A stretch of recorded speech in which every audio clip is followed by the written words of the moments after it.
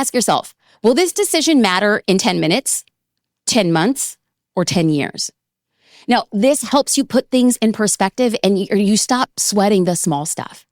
I spend most of my time on what matters in 10 months and then in 10 years. I simply let go of things that don't matter in 10 minutes. Welcome back to the Jasmine Star Show, a place where we discuss business mindset and today, getting the heck out of your own head and into action. All right, I want to take you back. It was 2009, 2010, and I was invited to be a keynote speaker at an event called WPPI. This is for Wedding Portrait Photographers International. And I have to tell you, it was one of, if not the largest convention for photographers, videographers in the world. It happened in Las Vegas, Nevada, and they had rented MGM, like the entire conference center at MGM. Now, normally this conference, they have breakout rooms where keynote speakers will go into large ballrooms. However, this was the first and I think only time they had rented the MGM arena. There were 10,000 photographers in that arena. This was also like, as I'm walking behind stage, you see like photos of Christina Aguilera, U2, other huge performers that have performed at the MGM arena. And there I am like walking behind stage. And when they first made that present, like when they first made the offer, I was like, I want to back down. Like, there's no way I could speak at MGM Arena. There's no way I could speak to 10,000 people. Now, at this point in time, I wouldn't even consider myself like a speaker. I was a photographer who liked helping and teaching other people, but 10,000 photographers in an arena, that was a totally different thing.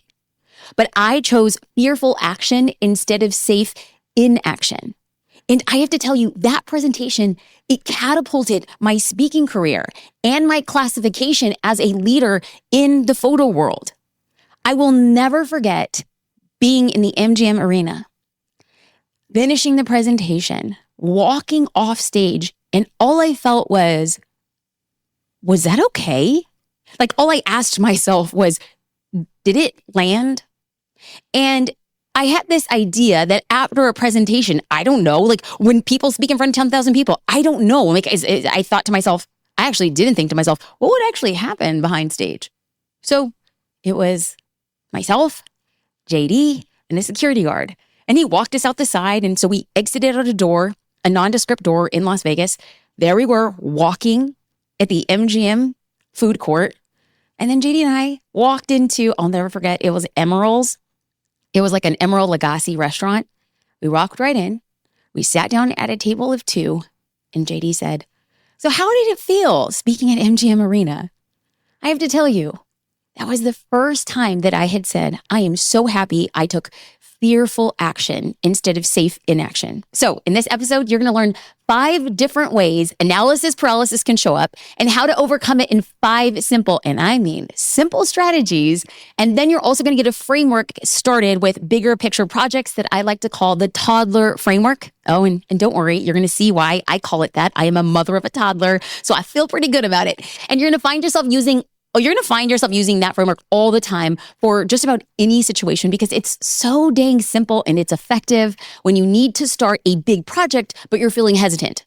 So before we get into action, let's start with understanding analysis paralysis because this is like the enemy of action. And it shows up in 5 main ways, which was what we're going to talk about. And just in case you're wondering, analysis paralysis hits about every entrepreneur, artist, and creator. You're not alone. In fact, I created a reel recently about Leonardo da Vinci, like the Renaissance man. He was a painter, a sculptor, an inventor, a scientist, and he's still today considered a legendary genius. But here's the thing. Da Vinci was also notorious for leaving projects unfinished. Why? He struggled with a classic case of analysis paralysis, which was fueled by, wait for it, perfectionism. He'd spend years meticulously planning and researching, and a lot of times he'd abandon these projects before completing them. Okay, so let's pause. Do you know the feeling of abandoning a project before finishing it? Well, then you're in good company. You and Da Vinci come from the same ilk. You know Mona Lisa's smile, that famous painting? Well, some say he spent a decade on that painting alone. Y'all, over 10 years. And yes, it's a masterpiece. But his unfinished projects mean that the world will never be able to experience his full vision, what he could have fully stepped into. Now, I'm sure some of those unfinished projects, they could have been just as groundbreaking if he had just finished them. So what can we learn from Da Vinci's struggles? Even the most talented people can get stuck in a perfectionist trap. Progress is way more important than perfection. Don't let the fear of making decisions hold you back from taking action and creating something truly extraordinary. And here's a side note. Sahil Bloom, Jen Gottlieb, and I recorded an episode about this exact concept and getting into action. It's titled Change Your Life in 1 Year. I'm going to link it in the show notes in case you want to go back and listen to that if you're ready to be like, I want to take action and I want to jump in and right about now. Okay, so back to this. Analysis paralysis is basically when you're overthinking to the extent of avoidance. It's going to be in your ear and it's going to be telling you, research until you're blue in the face. And then it convinces you that perfection is the one and only option when that's simply not true. Here are 5 ways analysis paralysis shows up so that you start noticing it and stopping it. Starting with number 1, planning purgatory. This is where you find yourself stuck in endless cycles of brainstorming, endless cycles of strategizing without taking concrete actions to implement your plans. Secondly, we have fear of failure. This is when the thought of putting yourself out there, it potentially keeps you frozen in place. Third, indecision aversion. This is the fear of making the wrong decision. And this can lead to analysis paralysis as you try to predict every possible outcome and then weigh them all before committing to any action at all, resulting in inaction. Fourth is information overload. This is when you get bogged down by the sheer volume of data, when we really only need a fraction, if any, of that information before taking action. Action will lead you to the data that you need. And fifth, perfection paralysis. This is being obsessed with something, being, looking, and seeming flawless to the extent that it will prevent you from ever releasing it out to the public at all. Now, let's do a couple of examples. So we'll do just 2 so you can move into strategies that will get you into action. So here's an example of planning purgatory. Let's say you have a great idea for an app, but you spend so much time researching the competition and tweaking features that by the time you launch, there are so many more similar options out there than would have been if you were to launch it sooner. And even though, hey, it's still a great app and there's still a lot of room for you too, you could have gotten a lot more attention and traction in sales if you had launched it earlier. And even worse, you would have made mistakes and learned necessary lessons sooner, and that would have made you further along in your career. All right, let's try a different example. Maybe you want to revamp your marketing strategy, but you get stuck comparing platforms, reading endless articles, and never actually implementing anything new. So you stay stuck in neutral, which is no bueno. Okay, this type of analysis paralysis is information overload with a heaping side of planning purgatory, right? So I want us to stop and consider what this actually means. That you are doing a great job with research. Bravo. You're doing a great job looking at all the ways that you could do something better. Great job. But if those things are actually stopping you or slowing you from taking action, I would say, hey, that is a bit of analysis paralysis and we need to pause this. Now, I went over these because once you're aware of these different types of analysis paralysis, you can identify it and then use one of these strategies that we're about to go over to get the heck out of it. So here's the key takeaway before we move on to the strategies to overcome this. This is the key takeaway. This is the one thing I want you to know. Analysis paralysis doesn't just cripple business growth, but it can make you distrust yourself. So what do you do about this? Okay, here are 5 strategies that I think are going to help you take action when it comes to when you're feeling this way. So let me name them each for you, and then we're going to dive into each one. You know how we do here on the show, we do the frameworks. Okay, giving yourself restraints, the 5-second rule, creating a bias towards action, the Pareto Principle. Okay, I want us to pause, and then I want us to actually say, I'm ready. Like, I don't care where you're listening right now. You can be at the gym, just whisper it in your headphones. People think that you're singing along. I'm ready. If you're driving, say it out loud in the car. I'm ready. If you're cooking in the kitchen, if you're in line waiting, so just say, I'm ready. I'm ready to get out of analysis paralysis as quickly as possible. Say it with me, 3, 2, 1. I'm ready. Now, if you did not say that you're ready to get out of analysis paralysis, you could just stop listening right here. Legitimately. This whole episode is about taking action. So if you don't take action at the end of the episode, I'm going to say something that might offend you. Okay. I don't know how bad you want it. If you prefer to stay stuck in a place of analysis paralysis, there is somebody out there who is less qualified, less educated, with less money, who's going to win because action is the indicator of success. Ooh. Okay, so if we want to get out as quickly as possible, let's dive in. Number 1, give yourself restraints. There's a strategy that's coined by an incredible entrepreneur and author by the name of Tim Ferriss, and he called it the power of constraints. This is when you intentionally limit the number of options available to you so that when you're faced with a decision, instead of trying to consider every possible choice, you impose constraints such as deadlines, budget restrictions, or other specific things. Okay, now listen, I know that it sounds counterintuitive, but by narrowing your options, you can reduce that, what they call a cognitive overload. When your brain is going like haywire, you reduce your cognitive workload and decision-making becomes easier for you to take action. So here's an example. Okay, so we asked ourselves on the team, should we host an in-person event? So we set up restraints to help us determine the best answer. We intentionally made the process harder. Why? So that it could help us make a decision easier. So we were deciding, should we host an in-person event? Now, I'm going to go on a side note. I wanted to host an in-person event. I was so excited to do an in-person event. I'm ready for it. But just because I want it and I'm ready, I am not sure if the market is ready for the way that I wanted to do it. Like, oh, you think you're ready? Prepare your heart. Okay, so what we decided to do to ensure we were making a good business decision and not an emotional, that sounds fun decision, we gave ourselves restraints.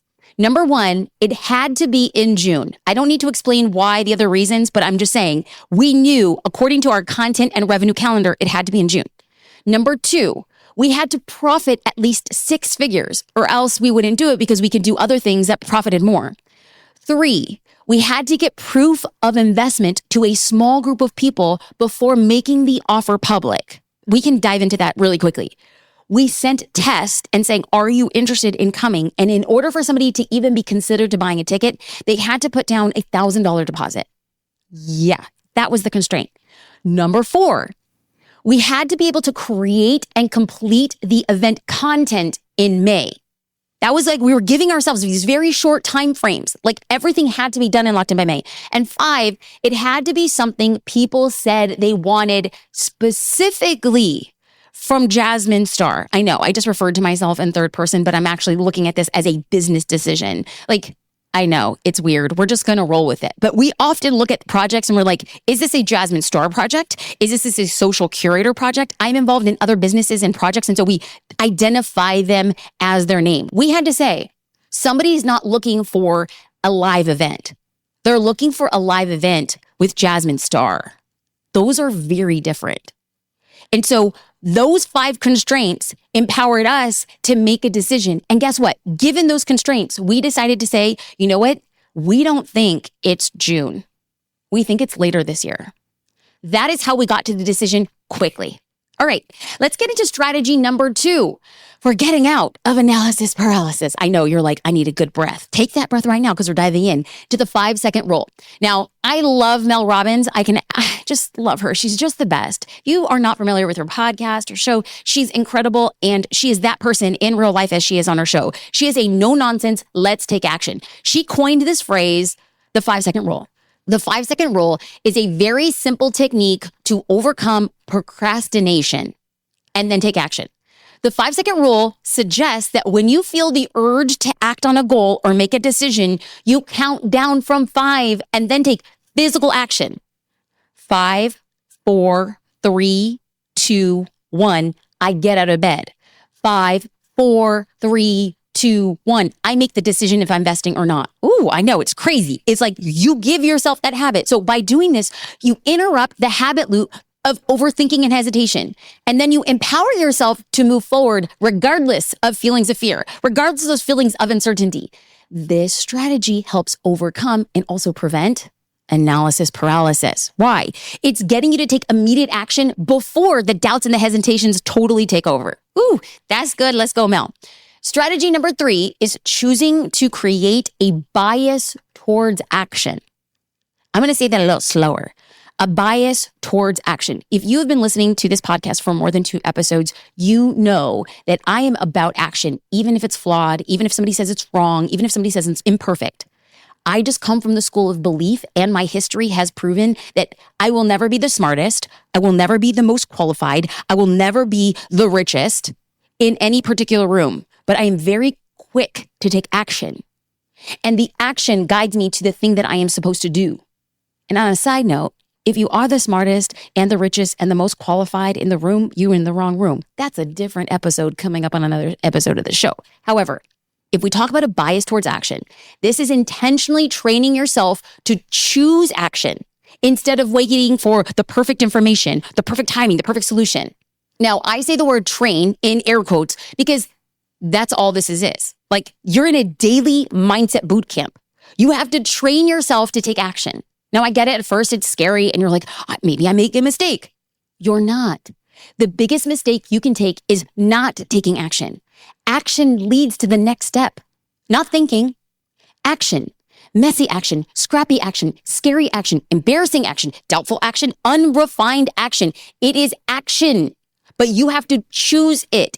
Action will never choose you, honey. You will like to stay safe. I will tell you right now, if you think you're in your comfort zone, I'm telling you, you're in a death trap. Because if you're comfortable, it means you're not growing. And if you're not growing, honey, you're fading.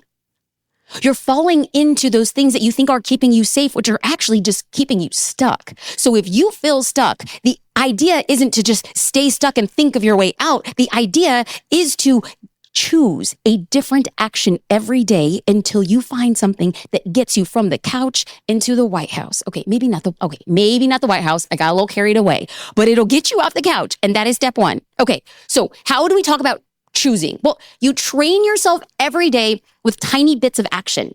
When you adopt this mindset, you're going to understand that it's okay to make mistakes and learn from them along the way. That is normal.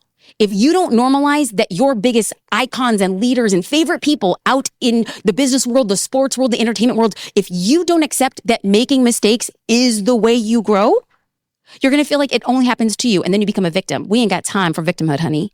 We only have time for victory. This is where am I coming up with this stuff right now? I have no idea. People are like, you just have had too much coffee. You know what? Or have you not had enough? Okay, I have to tell you, by choosing action, it's helped me gain momentum and confidence. And it will do the same for you. Now, strategy number 4 is the 10-10-10 rule. And this was created by Susie Welch. And it's going to help you avoid getting bogged down by minor details. It's simple, y'all. Ask yourself, will this decision matter in 10 minutes, 10 months, or 10 years?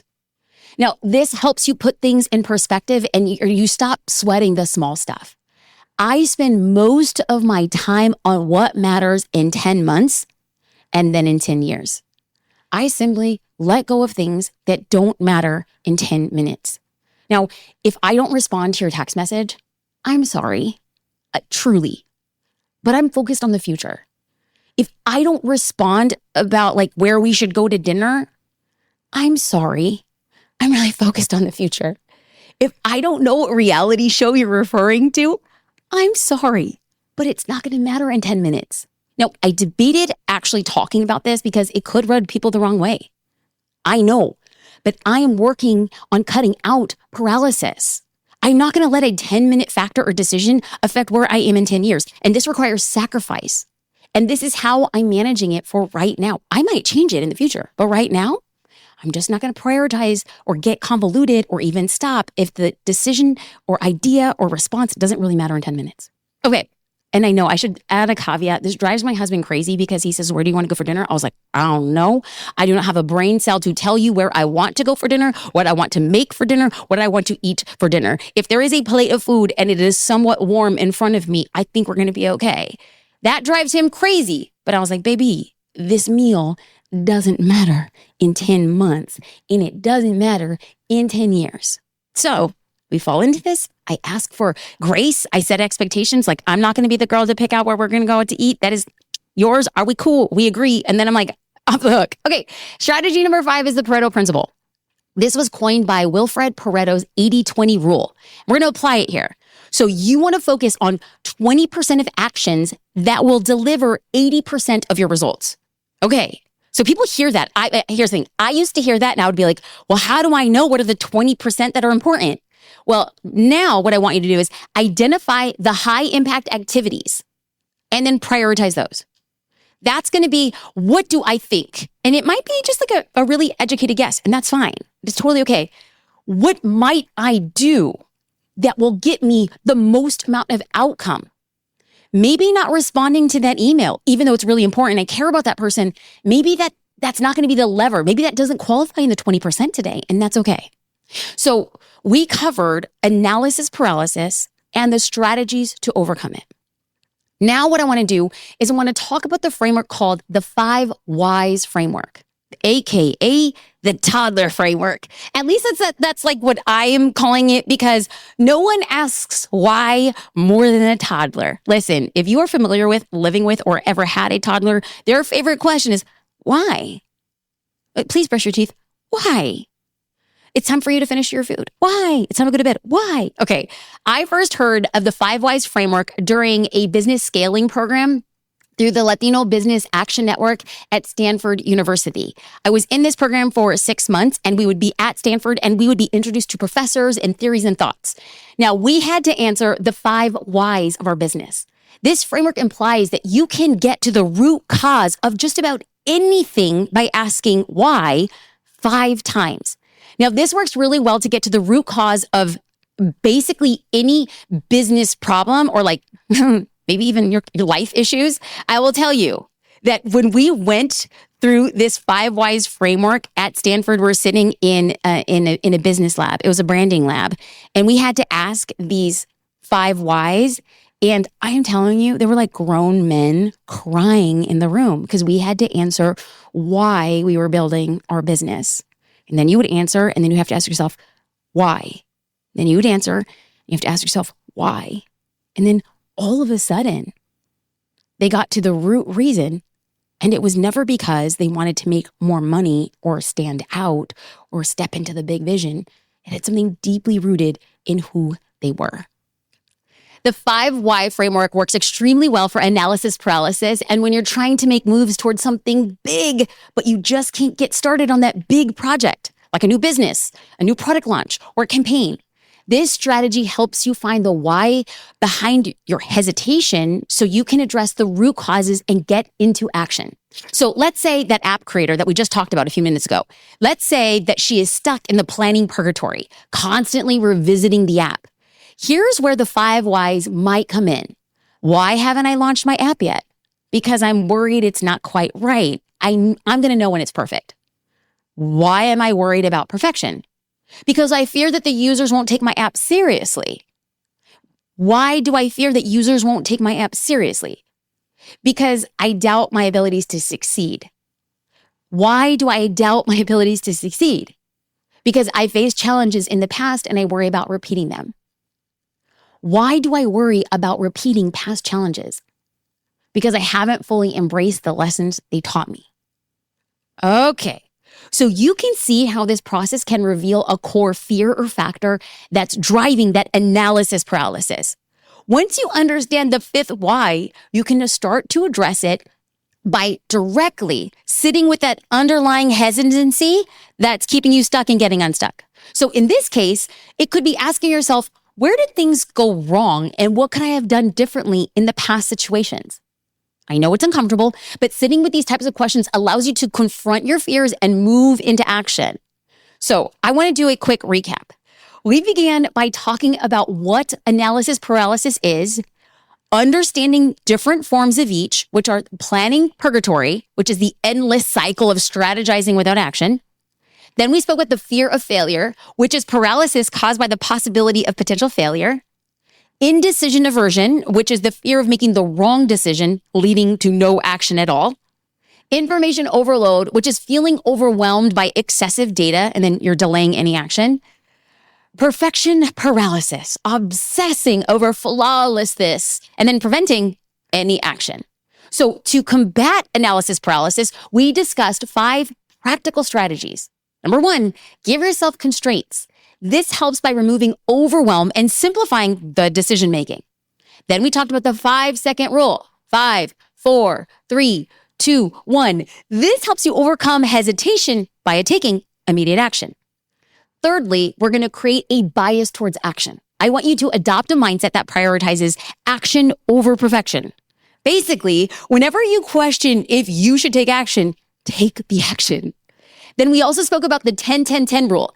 This is when you evaluate any decision based on the impact in 10 minutes, 10 months, or 10 years. And lastly, we focused on the Pareto Principle, which is to really hone in on the most important actions that yield the most results. 20% of those actions that are going to 80% of the results. Now, we also spoke about the 5 whys framework, or the toddler framework, which is when you ask why 5 times to uncover the root cause of analysis paralysis. Now, by addressing the underlying fears or hesitations, you can confront obstacles and then move forward with that confidence you really want. Yes, amen. I have to tell you, y'all, the reason why I create these shows is because I see common themes with entrepreneurs. And these are probably the same common themes that I struggled with in the past. So I create these shows to walk you through things that I have learned, things that I have done, mistakes that I have made, and successes along the way. I hope that you take this, apply it to yourself and your business to remove the paralysis that is keeping you stuck. Thank you for listening to the Jasmine Star Show. Did I just say Jasmine? I can't even say my own name, and that's okay. If you made it here to this point, thank you. It would be so amazing if you could leave a review. This podcast is made for you, and the way that we know we are resonating with listeners is simply by letting us know. When you tag us in stories, when you send DMs, and most importantly, the reviews. The reviews live in public, which helps other guests and other listeners know that their time would be well spent here on the show. I am forever grateful to you. Creating the show is an honor and a privilege. Thank you for listening to the Jasmine Star Show.